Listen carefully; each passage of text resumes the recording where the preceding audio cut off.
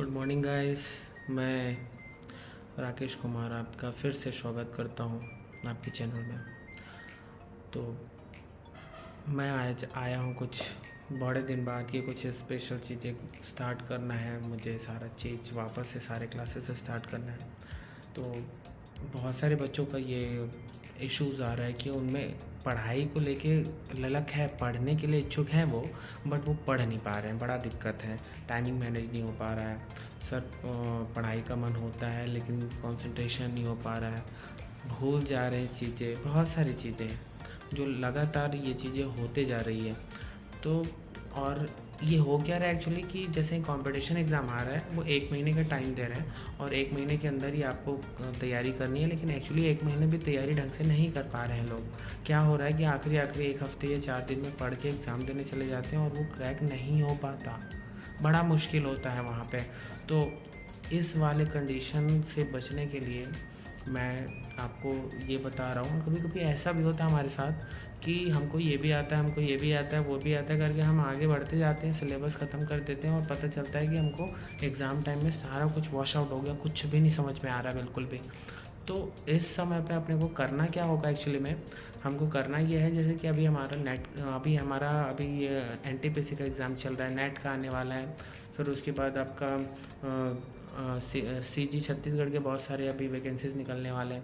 तो इन सभी चीज़ों की तैयारी अब शुरू से ही शुरू कर दो। अब शुरू से कैसे करना है, ये हर कोई बोलता है कि शुरू से तैयारी शुरू कर दो, लेकिन कर नहीं पाते हैं। क्यों नहीं कर पाते हैं? इसके पीछे का रीज़न क्या है? इसके पीछे का रीज़न है कि हम उस टॉपिक पे फोकस करते हैं जिस टॉपिक को हमको नहीं आता है। लेकिन ऐसा करना नहीं है, बिल्कुल ये गलत बात है। अगर आपको पढ़ना है और आपको अपनी तैयारी आंकनी है कि कितनी मैंने तैयारी की है, तो आपको सबसे पहले करना क्या होगा, आपको करना होगा आपकी जो सबसे ताकतवर जो सब्जेक्ट है या आपका जो स्ट्रेंथ है कि हाँ मुझे ये वाला टॉपिक बहुत अच्छे से आता है, वो वाला टॉपिक बहुत अच्छे से आता है, उनको एक पॉइंट आउट करके अलग निकाल लो। पहले कितने ऐसे टॉपिक हैं जो आपको बहुत अच्छे से आते हैं, उसको अलग कर लो। उसके बाद आप उन टॉपिक पे 2 बार 3 बार उसको रिवाइज़ कर लो, ताकि उतने टॉपिक से अगर कुछ भी आता है तो नहीं छूटना चाहिए। ये आपका स्ट्रेंथ है। इसके बाद आपको क्या करना है, अब आपको उस लेवल पे पहुंचने के बाद अब आपको जो चीज़ें, जो टॉपिक आधा आधा आता है, उसको आपको कंप्लीट करना है धीरे धीरे। और वो अगर कंप्लीट हो जाती है तो उसमें ज़्यादा टाइम लगे। जैसे शुरू का जो हमारा स्ट्रेंथ है, उसमें आपको ज़्यादा से ज़्यादा 8 से 10 दिन लगने वाले हैं, है ना, ज़्यादा से ज़्यादा 15 दिन, ठीक है। लेकिन जो आधा आ रहा है, हमको पूरा नहीं आ रहा है, तो उसके लिए आप कम से कम उसको 20 दिन 25 दिन दे दो, है ना। और कुछ टॉपिक्स तो ऐसे होते हैं जो बिल्कुल भी नहीं आते हैं, बड़ा मुश्किल होता है। तो उसमें मैं ये कह रहा हूँ कि एटलीस्ट 30 to 40% भी अगर आपको आ रहा है ना, सफिशिएंट है ना। बहुत ज़्यादा हमको उसमें मेहनत करने की ज़रूरत नहीं है, हमारे मैक्सिमम टॉपिक कवर हो रहे हैं।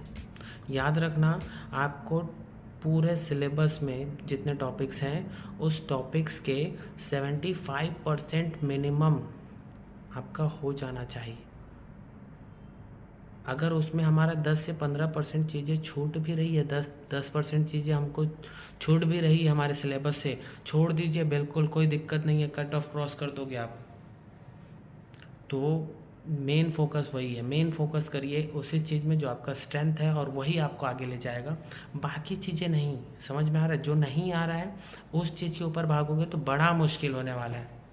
क्योंकि जो नहीं आ रहा है वो टाइम भी ज़्यादा ज़ाया करेगा, टाइम ज़्यादा लगेगा तो नींद आएगा, सारी चीज़ें उस समय पढ़ने का बिल्कुल भी मन नहीं करेगा। एक समय ऐसा आएगा कि आप खुद ही बोलोगे कि नहीं हो सकता, आप सीधा सरेंडर कर दोगे, नहीं हो सकता, गवर्नमेंट जॉब की तैयारी नहीं कर सकता मैं, आप खुद बोलोगे ये बातें।